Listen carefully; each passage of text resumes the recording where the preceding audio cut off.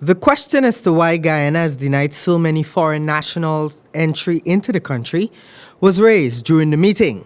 Chairman of the committee questioned the procedures of the new administration since just reasoning was not provided as to why the figures were so high, pointing to 186 Caribbean nationals being denied entry over the past 18 months.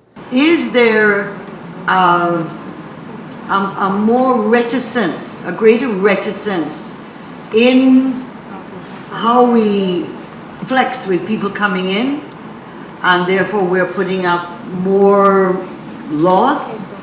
Because there are distinctions between people coming in and overstaying and people doing trafficking in narcotics or people. Completely different issues. And sometimes if you focus on the wrong thing, you end up letting the other guys get away. Mr. Texeira posed the question after Minister Felix highlighted that insufficient funds were the main reasons for the denial. Adding voice to that specific issue, Foreign Affairs Minister Greenidge noted that Guyana can be flexible, but certain guidelines must be followed. I think even when you accept that there should be movement across borders in keeping with the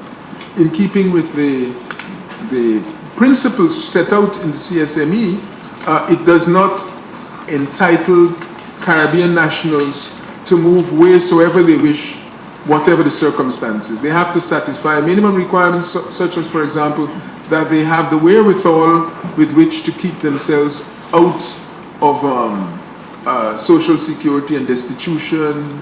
There may be other factors. Minister Felix returned to explain his position on the issues of insufficient funding and noted that the government was in no way being rigid, but stricter in its approach. He also noted it was used as a means to addressing the trafficking in persons scenario. We are not rigid in the enforcement of the immigration laws, but we are very concerned in some cases that we need to address this issue of trafficking in persons. For example, women and young children arriving at your port and they have no support. They can't show you evidence of how they would support themselves for a month.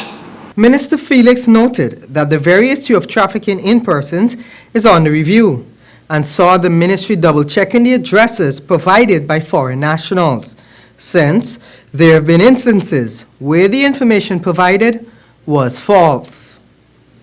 Rihanna.